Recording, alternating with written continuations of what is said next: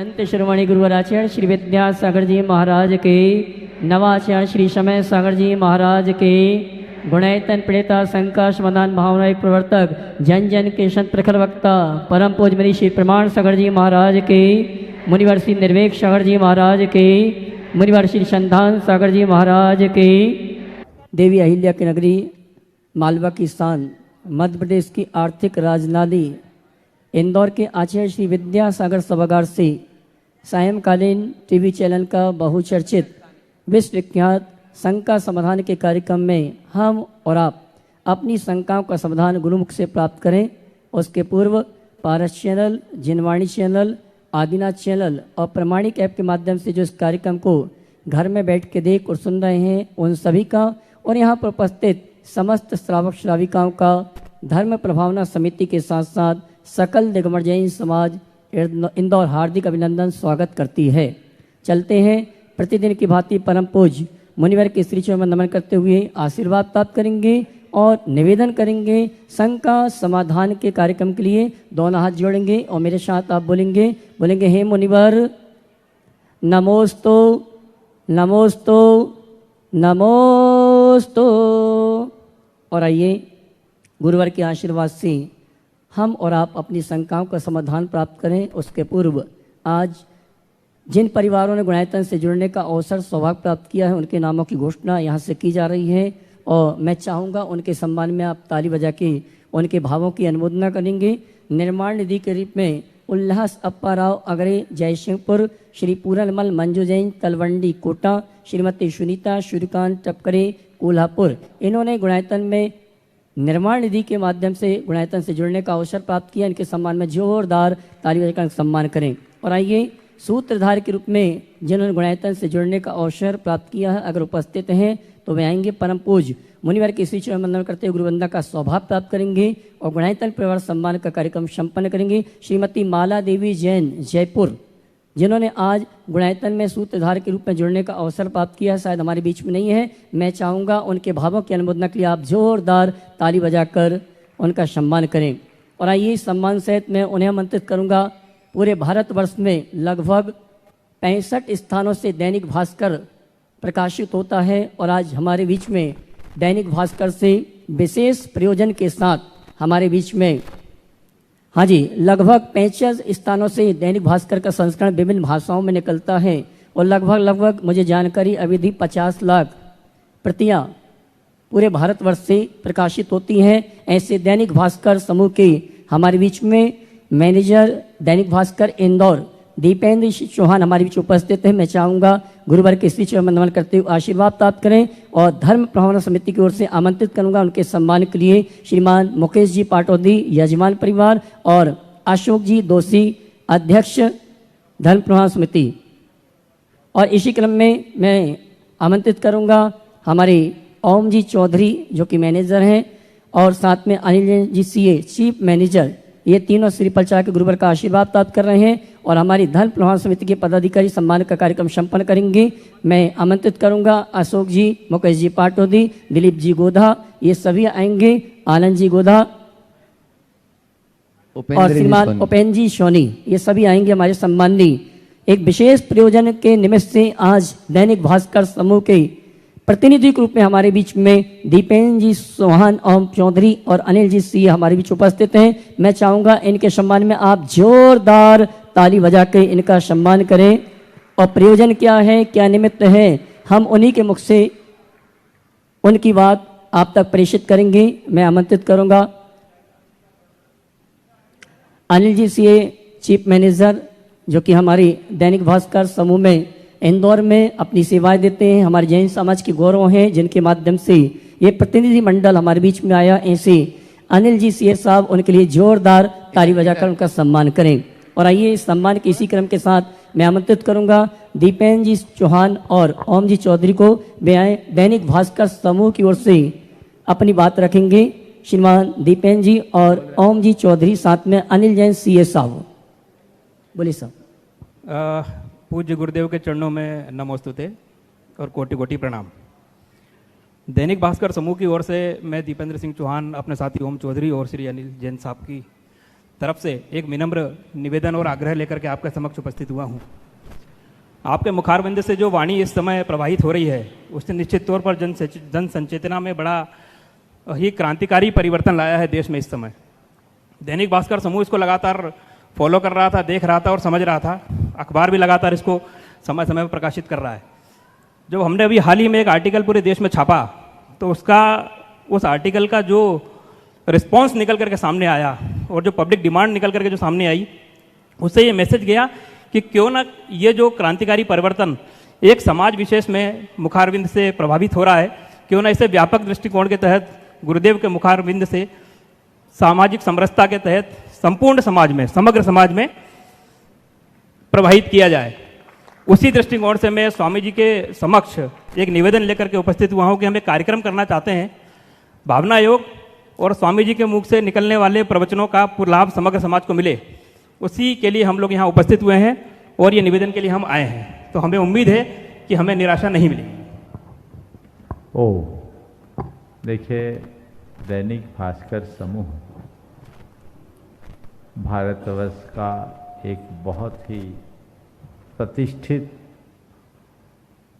समूह है और दैनिक भास्कर के विषय में किसी से कुछ कहने की ज़रूरत नहीं है, क्योंकि सभी उससे परिचित हैं।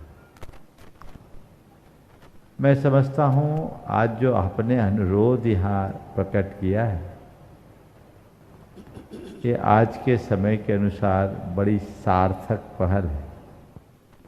अखबारों में जिस तरह की समाचार या मीडिया में जिस तरह की बातें आज परोसी जाती है, उसमें प्रायः नकारात्मक बातें ज़्यादा होती हैं, लेकिन मीडिया समूह के माध्यम से संतों की वाणी समग्र समाज में पहुंचाने का जो उपक्रम किया जा रहा है, निश्चित वो पूरे समाज में एक रचनात्मक परिवर्तन का आधार बनेगी। दैनिक भास्कर समूह नियमित हमारी बातों को सब तक पहुंचा रहा है। आज आपका ये प्रस्ताव सुनकर के अच्छा लग रहा है कि आपका समूह खुद आगे होकर एक आयोजन करना चाहता है। आपने आज अनुरोध किया है, मैं थोड़ी अपनी सुविधाएं देख लेता हूं और मेरा तो एक ही भाव है, वह है समग्र समाज का परिवर्तन। हमें आप लोग एक जैन संत के रूप में प्रस्तुत भले करते हैं, पर मैं ये कह सकता हूँ, मैं साधना भले एक जैन संत के रूप में करता हूँ, पर संत की कोई जाति नहीं होती। संत सर्व समाज का होता है और सर्व समाज के कल्याण की भावना रखता है।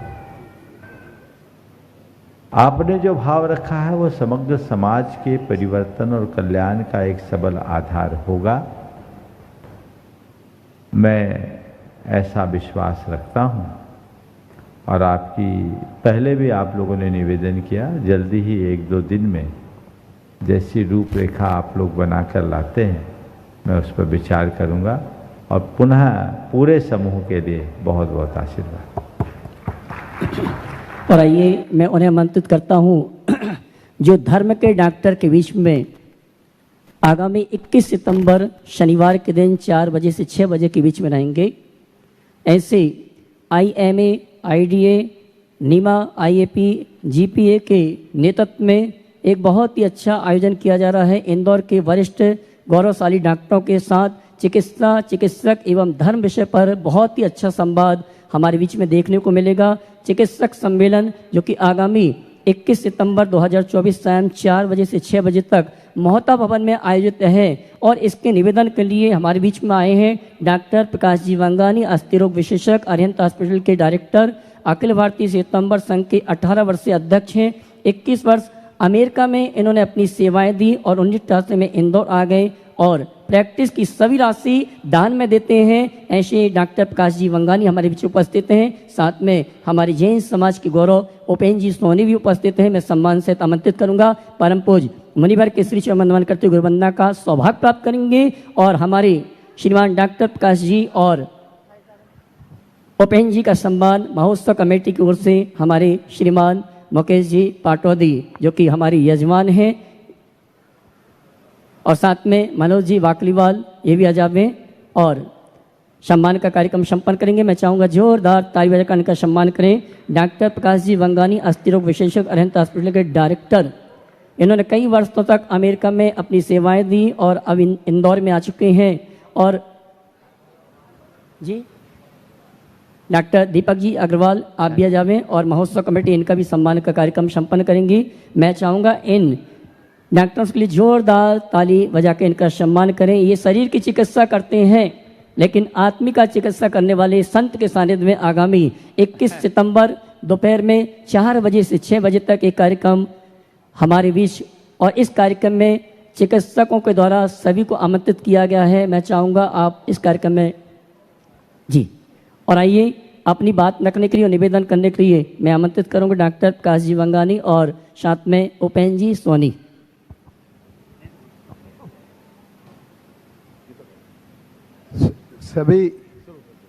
सभी गुरु भगवंतों को नमस्तुते नमस्तुते नमस्तुते। आज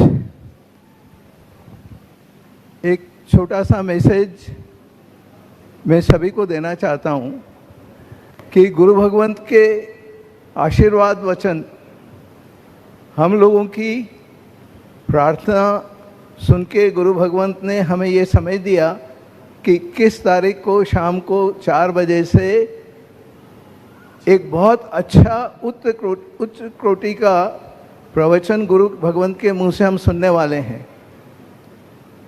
चिकित्सा, चिकित्सक और धर्म। हम डॉक्टर लोग सुबह से शाम तक अपने काम में रहते हैं, लेकिन धर्म का जो एस्पेक्ट है वो गुरु भगवंत के द्वारा हम सीखेंगे, अपने जीवन में आचरित करेंगे, तो मैं सोचता हूँ कि अपना सबका बहुत बहुत भला भी होगा, फायदा भी होगा। मैं सभी से ये विनती करता हूँ, न सिर्फ इंदौर पर इंदौर के आसपास और मध्य प्रदेश में जो भी डॉक्टर लोगों को एक जिज्ञासा होती है कि भाई हम धर्म से कैसे जुड़ें, उसका एक बहुत सीधा समाधान गुरु भगवंत हमें शनिवार 21 तारीख की शाम को यहाँ पे बताएंगे, समझाएंगे, और हमें एक मौका मिलेगा कि उसका हम अपने जीवन में कुछ आचरण ला सकें, तो बहुत अच्छी बात है।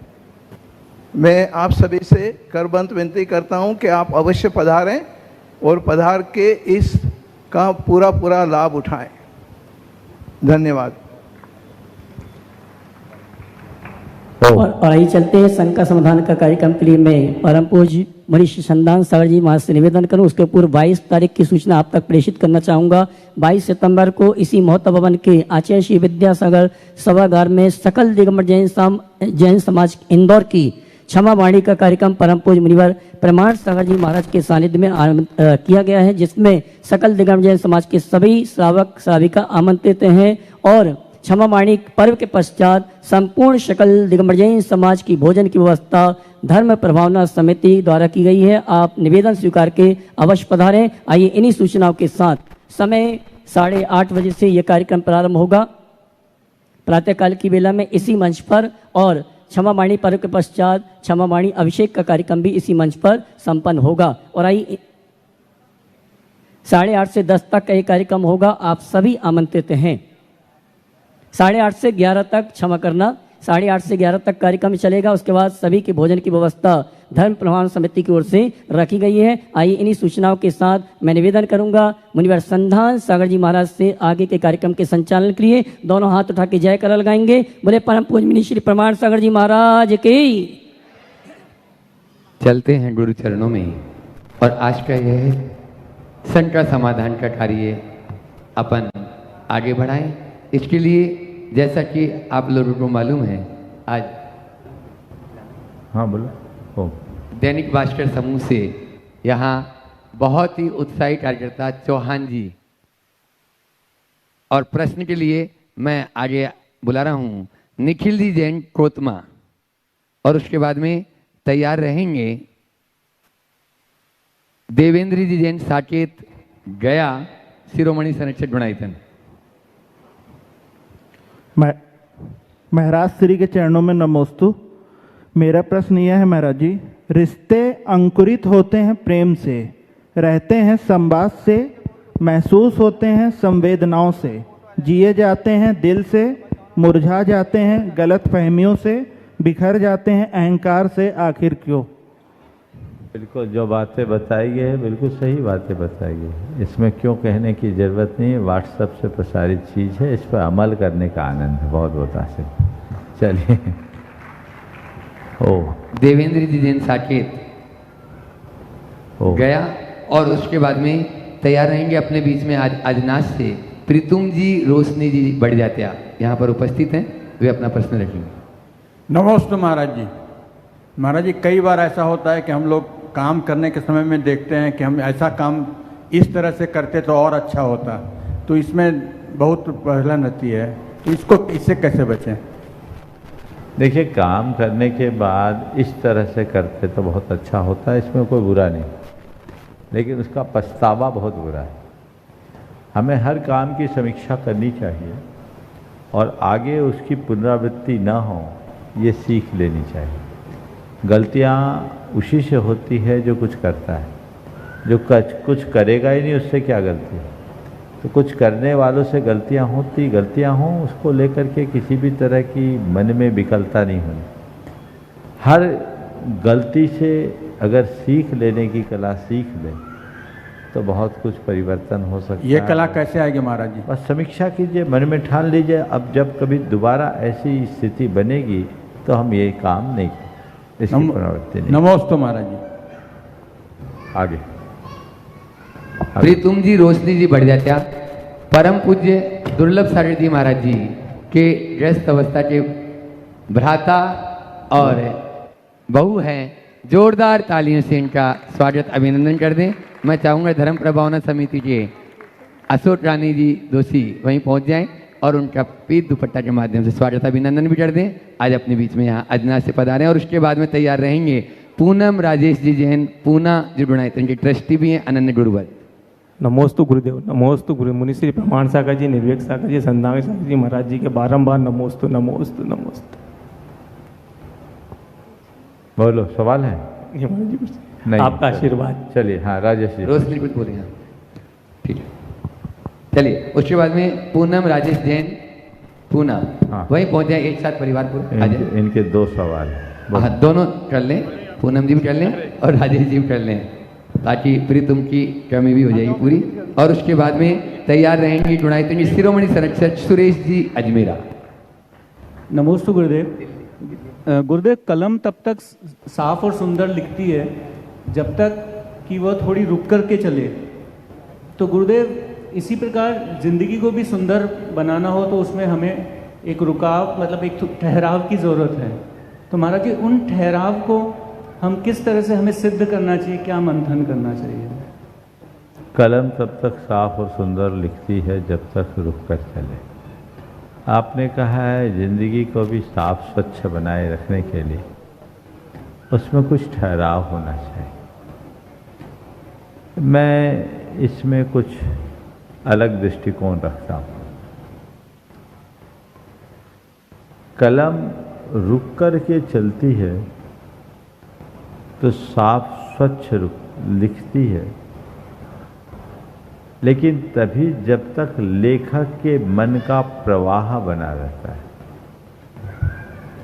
अगर प्रवाह खत्म हो जाए तो कितनी भी सुंदर कलम हो, कुछ लिखा ही नहीं जा सकेगा।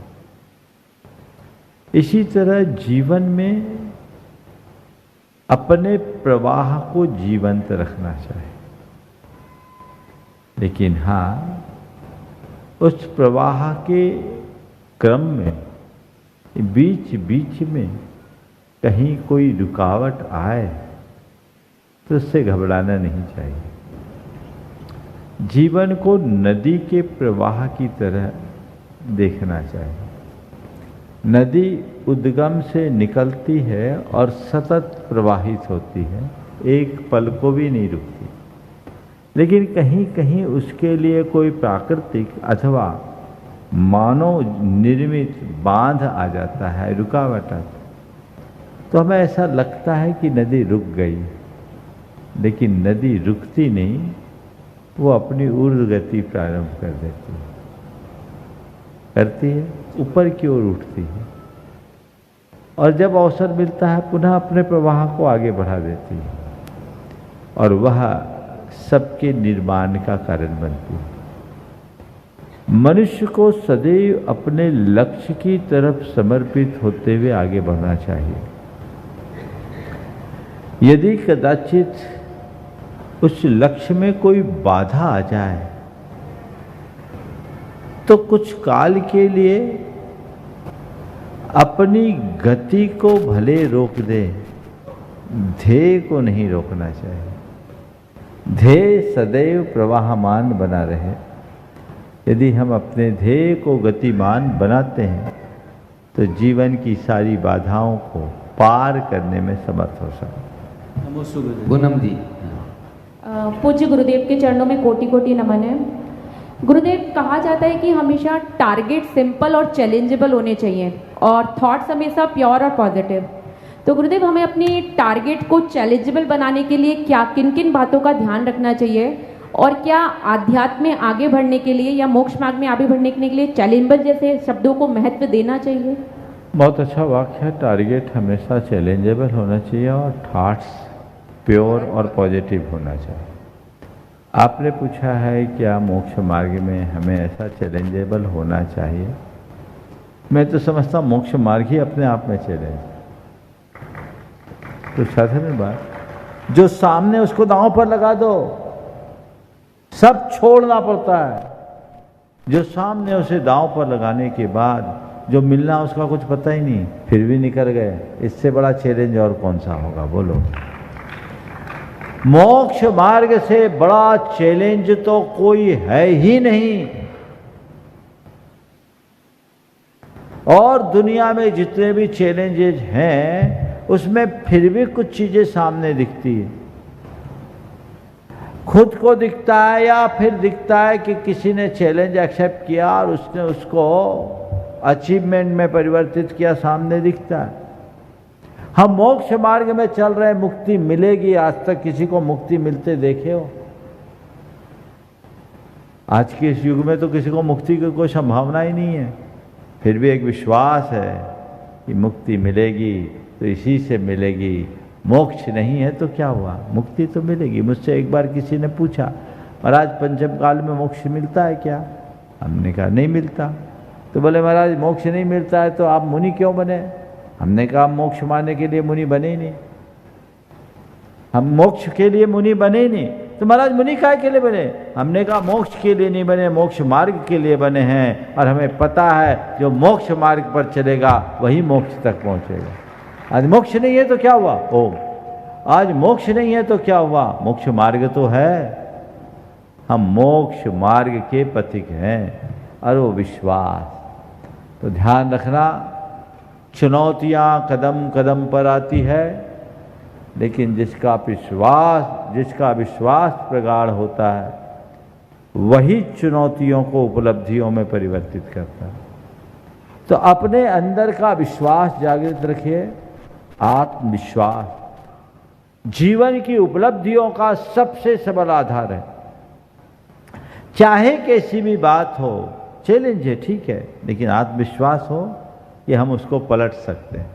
तो अपने आत्मविश्वास को प्रगाढ़ बनाइए, जिससे अपनी चुनौतियों को उपलब्धियों में बदलें। हाँ, जहाँ तक अपने थॉट्स को प्योर और पॉजिटिव बनाने की बात है, ये बिल्कुल सही है। शुद्ध अंतस्करण और सकारात्मक दृष्टिकोण ही सही मंजिल तक पहुंचा पाती है। इसलिए अपने टारगेट्स को हम कितना भी बड़ा बनाएं, ये हमेशा ध्यान रखें कि हम उसे अचीव करने का रास्ता हल्का ना अपनाएं, सही अपनाएं। नमोस्तु गुरुदेव। सुरेश जी अजमेरा, दिल्ली शिरोमणि संरक्षक गुणायतन, और उसके बाद में तैयार रहेंगे आप सबके जाने माने और जो 21 तारीख को यहाँ पर चिकित्सक सम्मेलन हो रहे हैं उसमें अहम भूमिका निभाने वाले डॉक्टर प्रकाश जी बांगानी और उनकी पूरी टीम, डॉक्टर उपेंद्र जी, और आज अपने बीच में डॉक्टर दीपक जी भी हैं जिनके हाथ से बहुत बड़ा कार्य हुआ है। ऐसे डॉक्टर दीपक जी अग्रवाल, तीनों महानुभाव वे अपना प्रश्न भी रखेंगे। हाँ चलिए, उसके पहले सुरेश जी अजमेरा अपना प्रश्न रखें। महाराज श्री के पावन चरणों में बारंबार नमोस्तु। महाराज जी, आज अत्यंत हर्ष का विषय हमारे लिए है कि मेरे ज्येष्ठ पुत्र नितिन अजमेरा ने अमेरिका में आपके मार्गदर्शन और आशीर्वाद से 16 कारण भावनाओं के 16 व्रत लगातार 6 वर्षों में निर्विघ्न आज पूर्ण किए हैं। आपकी कृपा दृष्टि हम पर सदैव बनी रहे। महाराज श्री, शास्त्रों के 4 अनियोग भेद करने का क्या अभिप्राय है और उनके कथन में क्या अंतर है? देखिए, सबसे पहले तो मैं कहूँगा एक बार नितिन सैफाली अजमेरा का जोरदार अभिनंदन करिए। अमेरिका में रहकर 1 महीने में 24 उपवास उन्होंने संपन्न किए और पूरी तरह धर्म ध्यान में लगे रहते हैं। ये इस बात का प्रमाण है कि मनुष्य के मन में निष्ठा हो तो देश काल की सीमाएं बाधा नहीं बनती और लोगों को ऐसे लोगों से सतत प्रेरणा लेनी चाहिए। आपने जो सवाल किया, क्या सवाल किया था? 4 अनियोग वेद, इसे वेद क्यों कहा, है ना? देखिए, 4 अनियोग जैन आगम का पूरा सार है, निचोड़ है। प्रथमान योग, कर्णान योग, चरणान योग और द्रव्यान योग। इन 4 अनियोगों के माध्यम से संपूर्ण जैन वाङ्मय का प्रतिपादन होता है। वेद 4 वेद है। भारत की परंपरा में वैदिक संस्कृति का मूल आधार वेद है और वेदों के विषय में कहा जाता है इसमें समग्रता का ज्ञान है। वेद का अर्थ ही ज्ञान है, तो हमारे यहाँ 4 अनियोग को वेद कह दिया, जो हम सब के लिए ज्ञान स्वरूप है। अगर हमने 4 अनियोगों को जान लिया तो संपूर्ण वाङ्मय को जान लिया, ये उसका द्योतक है। इसलिए जैन परंपरा में 4 वेद न होकर ये 4 अनियोगों की प्रमुखता है। नमस्ते। अब बुला रहा हूँ डॉक्टर प्रकाश जी बांगानी और उसके बाद में उन्हीं के साथ में डॉक्टर उपेंद्र जी, डॉक्टर दीपक जी अग्रवाल और साथ में रहेंगे अनिल जी सीए। ये वो लोग हैं बंधुओं जो जुनून है इनके हाथों में, और अभी 21 तारीख को बहुत बड़ा चिकित्सक सम्मेलन जो होने जा रहा है उसकी बागडोर इन्हीं सबके हाथों में है। महाराज जी के चरणों में नमोस्तुते नमोस्तुते नमोस्तुते। गुरु भगवंत, ये मन बड़ा विकारी है और उसको जितना कंट्रोल करने का काम करते हैं, कभी होता है कभी नहीं होता है। तो मन को कंट्रोल करने के लिए एक श्रावक किस तरीके से आगे बढ़े ताकि जब कोई भी गलत काम करने का या अशुभ काम करने का मन में भाव आता है तो पूरी कोशिश करते हैं कि हम नहीं करेंगे, फिर भी ये भटकता है। तो मेरी बस यही विनती थी कि मैं इसको कंट्रोल करने के लिए अपने आप में क्या परिवर्तन करूं। बहुत अच्छा सवाल। ये सवाल आपका नहीं, प्राय सबका है। अपने मन को कंट्रोल करने के लिए हम क्या करें? देखिए, मन को नियंत्रित करने के 2 ही उपाय। एक है सम्यक दिशा दर्शन प्रवाह परिवर्तन। हम स्वस्थ दशा में मन को कुछ एडवाइस दें। आज के समय में एक शब्द आता ऑटो सजेशन, आत्म सुझाव।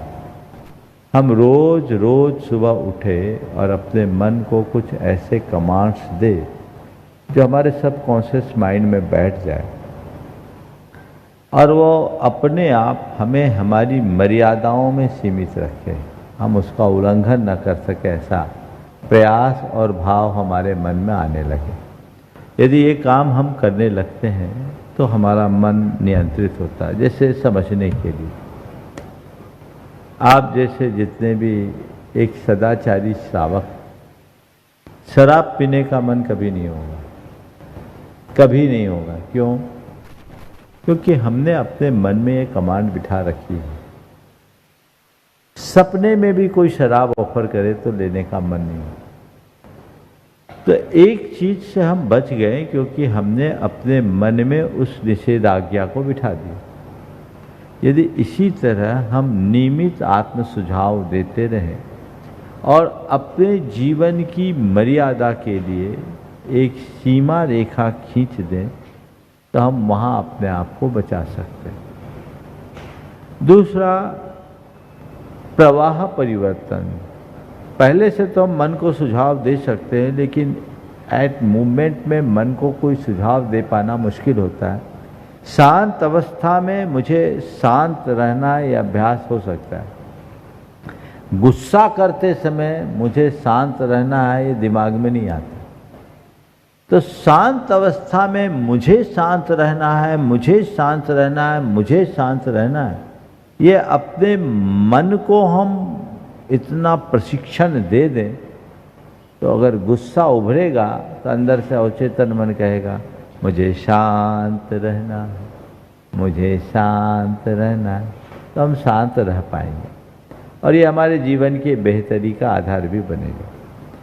पर एट मूवमेंट में मन किसी बात को लेकर बहुत उद्विग्न है, कोई अशुभ संयोग आ गया, कोई अशुभ निमित्त आ गया, मन में उद्वेग आ रहा है, मन विकारी बन रहा है, मन भटक रहा है, उस घड़ी प्रवाह परिवर्तन करें। अर्थात कुछ अच्छा पढ़ने लगे, कुछ अच्छा सुनने लगे, कुछ अच्छी बातें करने लगे, तो मन का वो वेग कुछ समय के लिए कम होगा। और जब वेग कमजोर होगा तो मन को मोड़ना आसान होगा और तेज वेग में मन को रोकना कठिन होगा। आप लोगों को तो ड्राइविंग का अच्छा एक्सपीरियंस है, आप 140 की स्पीड में चल रहे हों और एकाएक टर्न लेना हो तो क्या करते हैं? सीधे सीधे गाड़ी टर्न करते हैं क्या? क्या करते हैं? एकाएक टर्न लो, एकाएक रोकना हो या एकाएक टर्न लेना हो तो सीधे ब्रेक नहीं लगाते या सीधे टर्न नहीं लेते, क्या करते हैं? पहले उसकी स्पीड को मेंटेन करते हैं, फिर धीरे से टर्न ले लेते हैं, फिर रोकना भी आसान हो जाता है। तो इसी तरह अपने स्पीड को मेंटेन करें, सम्यक दिशा दर्शन दें, उसके प्रवाह को मोड़ दें, हमारा मन अपने आप हमारे बस में हो। डॉक्टर दीपक जी अग्रवाल भी अपना प्रश्न करें और उपेंद्र। उसके बाद में डॉक्टर सितेश जी जैन प्रतिभा चयन तैयार है। डॉक्टर उपेंद्र भी। नमस्ते महाराज जी, कोटि कोटि वंदन। किताबें पढ़ने से नॉलेज ज्ञान तो मिल जाता है, लेकिन ज्ञानी कैसे बने, नॉलेजेबल कैसे बना जाए? देखिए, मैं चाहूँगा एक बार डॉक्टर दीपक का जोरदार अभिनंदन कर दें। हमारे संधान सागर जी महाराज की दीक्षा की रुकावट इन्हीं ने दूर की। ये बहुत बड़ा योगदान है इनका। इनको कुछ प्रॉब्लम्स थी और गुरुदेव उस वजह से दीक्षा नहीं दे रहे पूरे भारतवर्ष में, और हाँ, और दीक्षा नहीं दे रहे थे।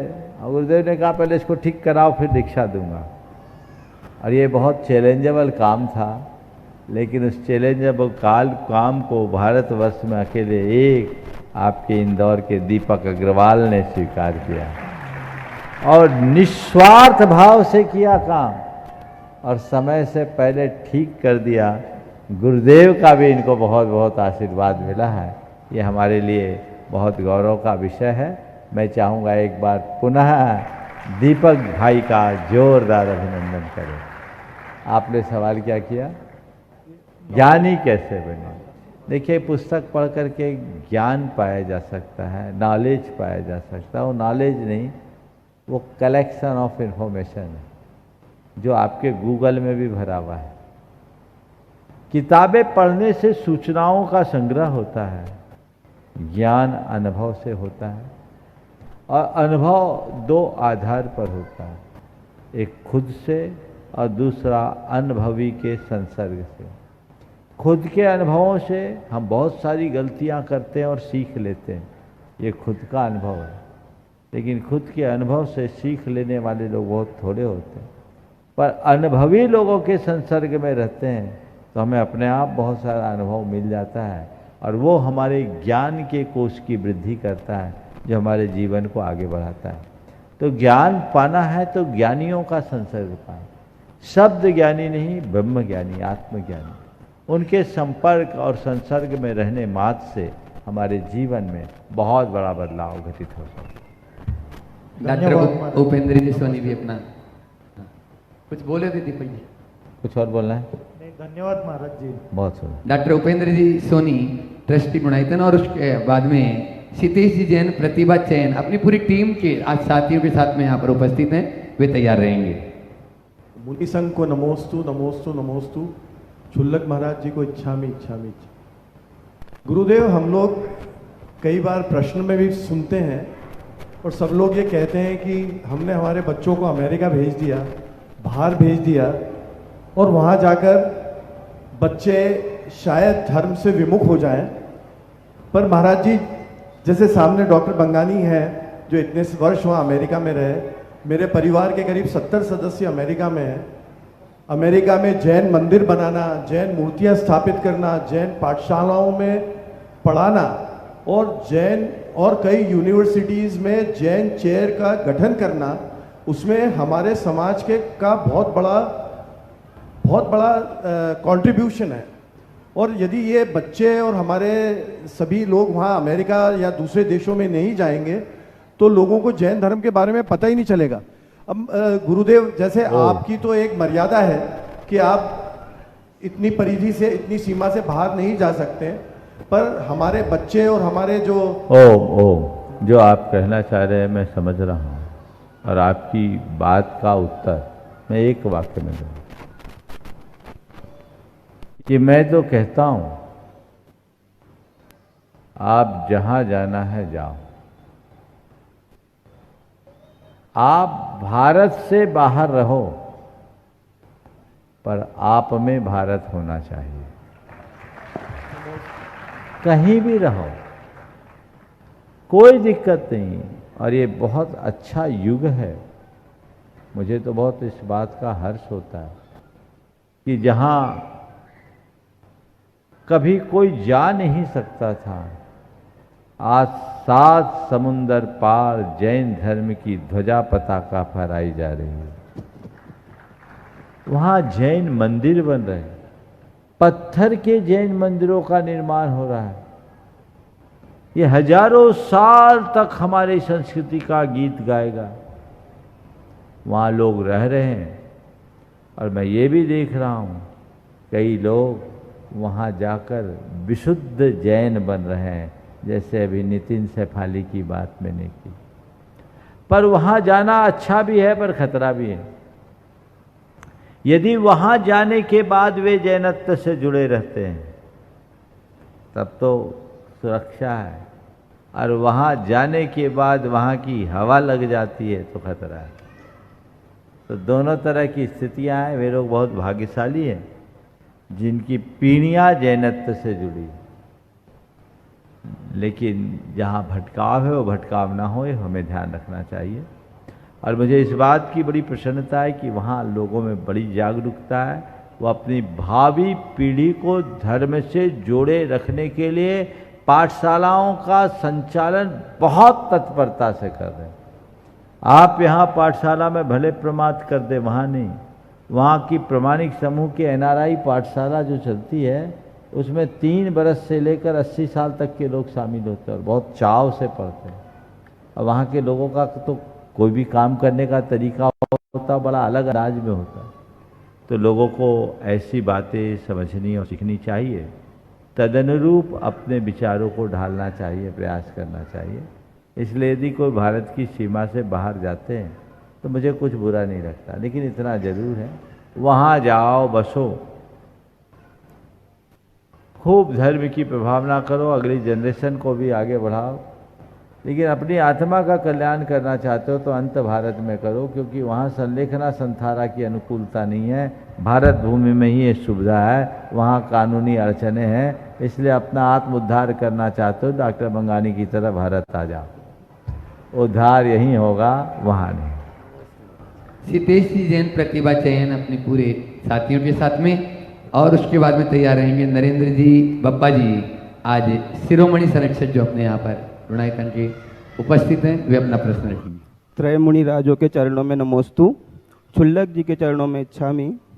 महाराज श्री प्रतिभा चयन छात्रावास में 110 छात्र रहते हैं, सभी उच्च शिक्षा प्राप्त कर रहे हैं और साथ में धार्मिक शिक्षण भी ये वहाँ पे रह के करते हैं। अभी ये है तो 20-22 साल के, लेकिन इसमें कुछ बच्चों ने 10 उपवास भी किए, कुछ बच्चों ने 5 उपवास भी किए, कुछ बच्चों ने 3 उपवास भी किए और अधिकतर बच्चों ने अनंत चतुर्दशी को तो उपवास ही किया और 10 दिन भी एकासन रख के अपनी बहुत अच्छी से 10 लक्षण पर्व वहाँ पे मनाया और सभी लोग बहुत अच्छे से वहाँ रहते हैं। मेरा प्रश्न केवल इतना है महाराज श्री, ये वहाँ धार्मिक शिक्षण तो थोड़ा बहुत ले रहे हैं, लेकिन ये उच्च शिक्षा के साथ साथ में अपने जैन धर्म के लिए और क्या विशेष कर सकते हैं, आप मार्गदर्शन करें। नमोस्तु गुरु। देखिए, बहुत ही अच्छी बात है और मैं इसके लिए तो चाहूँगा एक बार नरेंद्र जी खड़े हो जाए, इनका जोरदार अभिनंदन करिए, दिखा दो भाई। इस परिवार का इस कार्य में बहुत बड़ा योगदान है, जो इनकी अगुवाई में ये कार्य संपन्न हो रहा है और इस बात का प्रमाण बन रहा है कि यदि हम अपने बच्चों को अच्छी सुविधाएं देंगे तभी संस्कारों के प्रवाह को आगे बढ़ा पाएंगे। बहुत अच्छा कार्य है और ऐसी पहल हर सक्षम व्यक्ति को करना चाहिए, आगे बढ़ाना चाहिए। इंदौर में हजारों बच्चे हैं, यहाँ एक नहीं सैकड़ों प्रतिभा चयन की जरूरत है, ताकि बच्चे वहाँ रहते हुए धार्मिक संस्कारों से ओतप्रोत होकर अपना काम करें। आपने पूछा उच्च शिक्षा प्राप्त करने वाले बच्चे धर्म के लिए और क्या करें। मैं बच्चों से ज़्यादा अपेक्षा नहीं रखता, मैं बच्चों से इतना ही कहता हूँ, अधर्म ना करो, यही तुम्हारा धर्म है। अधर्म से बचे रहो। इनके लिए धर्म कराने के लिए यहाँ रहकर ही अधर्म बुरा से बचो, अधर्म से बच जाओ तो अपना जीवन अपने आप सुरक्षित होगा। समझ गए? और जितनी धार्मिक मर्यादाएं अपनी हैं उनको हम ध्यान में रखें और मूलभूत संस्कारों को आत्मसात करें। यह आप लोगों का बड़ा सौभाग्य है कि उस शिक्षा ग्रहण करने के साथ साथ दिन में भोजन मिल रहा है, शुद्ध भोजन मिल रहा है, भगवान का दर्शन मिल रहा है, पूजन करने का सौभाग्य मिल रहा है। ये कम बड़ी बात नहीं है और इसके लिए एक बात पूरे जेहन में बिठालना कि मेरे जीवन के निर्माण में समाज का बड़ा योगदान है। मेरे जीवन के निर्माण में समाज का योगदान है, इसलिए मैं दुनिया में कहीं जाऊं समाज के इस योगदान का ऋण चुकाना न भूलूं, मैं समाज के लिए अपना योगदान देता रहूं। ये मनोभाव अगर बच्चों के मन में बना रहेगा, समझ लेना बहुत बड़ा काम होगा। नमोस्तु। महाराज जी, एक निवेदन और था।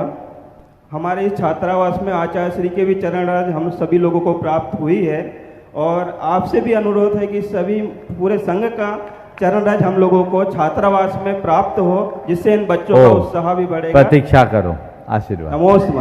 नरेंद्र जी बप्पा जी, शिरोमणि संरक्षक गुणायतन, वे अपना प्रश्न रख रहे हैं और उसके बाद में श्रीमती चंद्रकला जी पाटनी, रांची। नमोस्तु गुरुवर, आपके चरणों में, समस्त मुनि संघ के चरणों में वंदामी।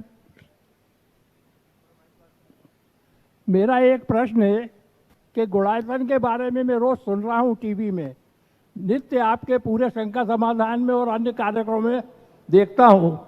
मुझे तो ऐसा लगता है कि आने वाली पीढ़ी इस धर्म को पुस्तकों से ज़्यादा वहाँ पर वास्तविक रूप से देखेगी और ये मानेगी कि जैन धर्म क्या है और क्या रहेगा। इसका कभी अंत होने वाला नहीं है और इससे एक नई शिक्षा प्राप्त होगी। मेरा तो यही मानना है कि यह आपका जो पूरा गुणायतन परिवार है, ये इसमें तन मन धन से जुड़ा है।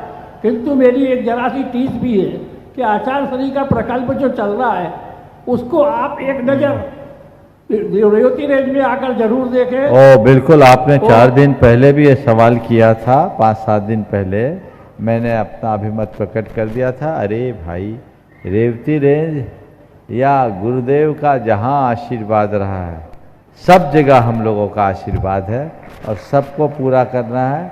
ये बात बिल्कुल ध्यान में रखिए। प्रकल्प गुरुदेव का नहीं है, गुरुदेव का तो केवल आशीर्वाद है, अपना है। प्रकल्प आपका है, विकल्प आपका है। पूरा आप सबको करना है, हम लोगों को आशीर्वाद देना है। समझ गए? और गुरुदेव ने जिस पर आशीर्वाद दिया है वो कभी अधूरा रहने वाला नहीं है। आप चिंता मत करो, हम आप करता नहीं है, निमित्त हैं। और उनका आशीर्वाद ऊपर से भी आप पर बरसता रहे, हम सब पर बरसता रहे, तो काम अपने आप होगा। इसलिए विकल्प नहीं, संकल्प कीजिए और आगे बढ़िए। ओम नमस्ते गुरुदेव। श्रीमती चंद्रकला जी पाटनी रांची और उनके साथ में माया जी भी आ जाएं, अंजू जी छाबड़ा रांची वे भी आ जाएं, लेकिन प्रश्न चंद्रकला जी पाटनी करेंगे और उसके बाद में तैयार रहेंगे सीए महेंद्र कुमार जी जैन इंदौर, जिन्होंने भोजनशाला में बहुत अच्छा सहयोग कर रहे हैं, लेकिन वो अपने प्रश्न को बहुत शॉर्ट में बोलेंगे, इतना लंबा चौड़ा नहीं। हम सब की तरफ से और जगत के सब जीवों की तरफ से मुनि राजों के चरणों में नमोस्तु और छुल्लक जी महाराज सबके चरणों में इच्छा में। महाराज श्री, रात को जब हम नींद में धर्म ध्यान करते हैं तो उस वक्त क्या हमारे पाप कटते हैं? और एक बात और पूछनी है 16 कारण जी के लिए कि 16 कारण जी में 16 व्रत तो होते हैं, लेकिन वो 32 जो उपवास होते हैं वो किस कारण से होते हैं? बहुत सुंदर। पहली बात, रात में नींद में हम धर्म ध्यान करते हैं तो क्या कर्म करते हैं? तो रात में नींद में पाप करते हैं, उसमें पाप भी बनते हैं। उसमें क्या है? ध्यान रखने की बात है, निद्रा में हमारा उपयोग अव्यक्त होता है और अव्यक्त उपयोग में बंधने वाला पुण्य और पाप भी अल्प होता है। इसलिए निद्रा में जो भी चीज़ें होती हैं वो निद्राई जैसी होती है। 16 कारण में 16 व्रत होते हैं, लेकिन 32 उपवास क्यों करते हैं? भावनाएं तो 16 ही। 16 कारण व्रत का मतलब एक तपस्या है जो हम 16 कारण की भावनाएं भाते हुए 32 दिन तक करते हैं। ये तप है जो लोग 32 दिन तक उपवास पूर्वक करते हैं, 32 दिन तक एकासन पूर्वक करते हैं, कोई लोग एक आहार एक उपवास पूर्वक करते हैं, उत्तम मध्यम जघन इनकी अलग अलग विधियां हैं। कई लोग 16 उपवास करते हैं। तो ये अलग अलग विधियां हैं, ये तपस्या है। व्रत का मतलब क्या? तप है, वो तप के रूप में करें। ओ सी महेंद्र कुमार जी जैन इंदौर और उसके बाद में तैयार रहेंगे अनुज जी अंबिया साउंड अपने बीच में हैं और मैं चाहूँगा धर्म प्रभावना समिति उनका स्वागत अभिनंदन करें, जो महाराज श्री जी की और हम लोगों की वाणी को जन जन तक पहुँचाने में अपना बहुत बड़ा सहयोग दे रहे हैं। आ जाएं अनुज भाई, मंच पर आ जाएं। महाराज जी को नमोस्तु नमोस्तु नमोस्तु। शुल्लक जी को इच्छामी इच्छामी इच्छामी। महाराज जी, जैन धर्म के लिए बेसिक 3 अर्हताएं हैं: देव दर्शन, रात्रि भोजन का त्याग और पानी छान के पीना। मैं पानी छान के पीने वाले की बात करना चाहता हूं। महाराज जी, जैनागम में ये बताया है कि एक बूंद में 36,450 जीवाणु होते हैं और हमारे आज के युवा कह लें, बच्चे कह लें या बुजुर्ग भी कह लें, बड़े आसानी से अनछना पानी पी करके अपना जीवन गुजार रहे हैं। मेरा उसमें एक सजेशन ये था और आपकी अनुकंपा चाहता हूं कि जब साइंस इतनी डेवलप है तो हम प्रत्येक मंदिर जी में एक ऐसा माइक्रोस्कोप की व्यवस्था कर दें कि वो जीव पानी की जो जल बूंद है उसमें डायरेक्टली 36,450 बिलबिलाते हुए जीवाणु दिखें। तो जब हाथ कंगन को आरसी किया, जब व्यक्ति दर्शन करने आएगा और वो देखेगा कि मैं जो पानी पी रहा हूं उसमें सजीव तौर पर 36,450 जीवाणुओं को मैं कटका जा रहा हूं। बहुत सुंदर आपका प्रस्ताव, अपनाने योग्य है। अच्छा प्रस्ताव रखा है, इस पर विचार करना चाहिए और लोगों को इस विषय में जागरूक करना चाहिए। लेकिन मेरा आप सबसे कहना है कि अब संयंत्र लगाने की ज़रूरत नहीं है, क्योंकि हम टेक्नोलॉजी के युग में जी रहे हैं। हर जगह हमें स्क्रीन पर दिखाने की सुविधा है, हम इंटरनेट के माध्यम से भी इसे दिखा सकते हैं और इसका व्यापक प्रचार प्रसार कर सकते हैं। इसी मंदिर में हो नहीं रहा, इसलिए मैं कह रहा हूँ मंदिरों की जरूरत नहीं है, मोबाइल में ही सब हो सकता है। बहुत सुंदर, और विचार करेंगे। चलिए अनुज जी जैन अंबिया साउंड अलवर वे अपना प्रश्न भी रख रहे हैं और मैं चाहूंगा धर्म प्रभावना समिति के पदाधिकारी वहीं पर जाकर उनका स्वागत अभिनंदन करें। आप लोग जोरदार तालियों से अनुज भाई का स्वागत कर दें और उसके बाद में तैयार रहेंगे विकास जी शास्त्री सलेहा। गुरुदेव के चरणों में बारंबार नमोस्तु। गुरुदेव, मैंने आपके प्रवचन में सुना था कि आप जीवन में फेल तो हो सकते हैं पर फेलियर नहीं। तो जीवन में फेल तो हो सकते हैं किसी परीक्षा में पर फेलियर नहीं। पर कई बार ऐसा मौका आता है कि किसी कार्य को करते करते हम फेल हो जाते हैं और उसके बाद फेलियर तक नहीं पहुंचे, तो ऐसा क्या करें? क्योंकि कई बार उदास मन हो जाता है फेल होने के बाद। फेल हो जाओ, फैलो मत। तुम लोग फेल होने के साथ फैल जाते हो, इसलिए फेलियर हो जाते हो। अरे फेल होने के बाद पास होंगे, एक बार नहीं दूसरी बार, दूसरी बार नहीं तो तीसरी बार, तीसरी बार नहीं तो चौथी बार। आज नहीं तो कल हम निश्चित होंगे सफल। ऐसा आत्मविश्वास रखें तो अपने जीवन में सफलीभूत होंगे। कल का दिन एक विशेष दिन है। मेरे पास अभी संकेत आया, कल हमारे संघ के दो वरिष्ठ मुनि राजों का, निर्यापक श्रमण मुनि श्री सुधा सागर जी महाराज और मुनि श्री समता सागर जी महाराज का 42वां दीक्षा दिवस है, जो पूरे देश में बहुत धूमधाम के साथ मनाया जा रहा है। और सागर में सुधा सागर जी महाराज के सानिध्य में बृहत्तर आयोजन है। मैं सभी से कहूँगा ये बहुत अच्छा मौका है। महाराज श्री ने जैन शासन की प्रभावना में बहुत बड़ा योगदान दिया है और उनके इस योगदान के प्रति अपना जो कृतज्ञता का भाव है, बहुमान का भाव है, वो प्रदर्शित करने का एक अच्छा मौका है। दीक्षा दिवस तो गुरु उपकार दिवस के रूप में याद करने का दिवस होता है। तो ऐसे मौके का भी सभी को लाभ उठाना चाहिए। और समता सागर जी महाराज हम लोग 16 वर्ष साथ रहे हैं। कल पिंडरे में उनका चातुर्मास चल रहा है, वहाँ भी भव्य आयोजन है। सभी को इसका लाभ लेना चाहिए। और मैं पूज्य निर्यापक श्रमण मुनि श्री सुधा सागर जी महाराज और निर्यापक श्रमण मुनि श्री समता सागर जी महाराज को पहले से ही अपनी ओर से विनयाञ्जलि और संघ की ओर से विनयाञ्जलि और शुभकामनाएं प्रेषित करते हुए नमन अर्पित करता हूं। आप लोग भी पहुंचाएं। हाँ, विकल्प भी अपनी बात रखें। उसके पहले मैं आमंत्रित कर रहा हूँ अभय भैया जी को 2 मिनट में भी अपनी बात पहले भी और उसके बाद विकल्प भी। परम पूज्य मुनिवर के सानिध्य में आगामी कार्तिक माह के अष्टानिका में 108 मंडली सिद्ध चक्र महामंडल विधान में सिद्धों की आराधना परम पूज्य मुनिवर के सानिध्य में करने का हमें अवसर पहली बार प्राप्त हो रहा है। और इस सिद्ध चक्र महामंडल विधान में समापन अवसर पर 108 रथ यात्रा, 108 श्री जी, 108 झांकी के साथ अंतिम शोभा यात्रा पूरे भारतवर्ष के विश्व में जैन समाज में प्रथम बार आयोजित की जाएगी। वो सौभाग्यशाली श्रभ है जिन्होंने मंडल पुण्यायक के रूप में ये सौभाग्य प्राप्त किया है। बहुत से मंडल लेना चाहते हैं लेकिन वेटिंग में हम उनका नाम रखते जा रहे हैं। जैसे ही अगर कन्फर्म वाले कैंसिल होंगे तो हम उनको स्थान देंगे। साथ ही सामान्य इंद्रनाणी के लिए 21,000 रुपये की राशि रखी गई है। इंदौर के बाहर सभी के लिए राशि एक समान रखी गई है। लेकिन व्यवस्था यह है कि सामान्य इंद्रनाणी के लिए अभी हमने आवास की व्यवस्था के लिए कोई व्यवस्था नहीं की है। फिर भी आप अपने इंद्रनाणी के नाम अवश्य लिखाएं। देखिए, ये बहुत अच्छा मौका है। सिद्ध चक्र महामंडल विधान में बहुत अच्छा उत्साह आप सबका प्रदर्शित हो रहा है और मंडल तो पूरे हो ही गए। आप सब लोग अपना भाव रखें और भाव को पूरा करें। बहुत सारे लोगों की भावना है महाराज हमें विधान में सम्मिलित होना है, तो बार बार तो इंदौर में विधान होगा नहीं।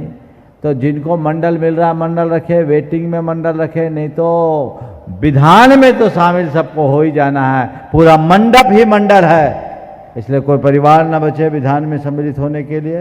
पूरे इंदौर वालों को लिए उसकी सहूलियत होनी चाहिए। और कल मेरे पास जो व्यवस्था को देखने वाले लोग थे वो बैठे थे, उनने कहा, जब मैंने कहा बाहर के लोग आए उनको आवास के लिए क्या दे सकते हो, तो वो एक्सरसाइज करके आए हैं और आज और उसकी रूपरेखा बनेगी। आवास की भी सुविधा दी जा सकती है। ये कह रहे थे कि हमारे दिल में जगह है, हम सबको जगह देंगे और जिनको आवास की सुविधा देंगे उनके लिए क्या व्यवस्थाएं होंगी वो आपको कल इस मंच से बताई जाएगी। लेकिन कोई वंचित न रहे। और इंदौर वाला तो कोई घर वंचित नहीं रहना चाहिए, हर किसी को इसमें अपनी सहभागिता देनी चाहिए, लाभ उठाना चाहिए। मंडल 108 से अधिक हो गए, लेकिन कोई बात नहीं, आप रखिए। और हम सब तरह की गुंजाइश रहती है, पेट भर जाने के बाद भी डकार लेने पर 1-2 ग्रास की गुंजाइश आ जाती है, इसलिए घबराइए नहीं, व्यवस्थाएं सबकी बनेगी, कोई को हताश होने की ज़रूरत नहीं है। और कई बार लास्ट मूवमेंट में विकेट डाउन होते हैं और वेटिंग वाले गढ़ जीत लेते हैं और पहले नाम लिखाने वाले वंचित रहना पड़ता है। इसलिए अभी कोई निराश ना हो, मंडल मिले या न मिले, शीघ्र चक्र महामंडल विधान के मंडप में स्थान तो हमें लेना ही है, ये भाव आप सबको रखना चाहिए। इसलिए पूरा इंदौर और आसपास के लोग उसमें सम्मिलित हों। और आवास की व्यवस्था की भी इनने कल जानकारी मुझे दी, अभय भाई को उसकी जानकारी नहीं मिल पाई। कल इसकी और औपचारिक रूप से सूचना आप सबको दे दी जाएगी, आप लाभ लें। और 22 तारीख को जो सामूहिक क्षमावानी का आयोजन यहाँ पर रखा गया है, समिति उसके लिए बहुत सारा प्रयास कर रही है। कल भी उसकी और रूपरेखा आप सबके बीच रखी जाएगी। अपने अपने स्तर पर तो आप सब ने क्षमावानी मनाई ली, लेकिन 22 तारीख को व्यापक स्तर पर सभी लोग यहीं पर क्षमावानी मनाएंगे। आज समय हो गया है। विकर्ष भाई का प्रश्न कल रहोगे ना? हाँ, कल रहेंगे। चलिए, कल पहले बुला लेना। बोलिए, हाँ, तब तक बोलिए। परम पूज्य आचार्य गुरुवर श्री विद्यासागर जी महाराज। जय जय जय।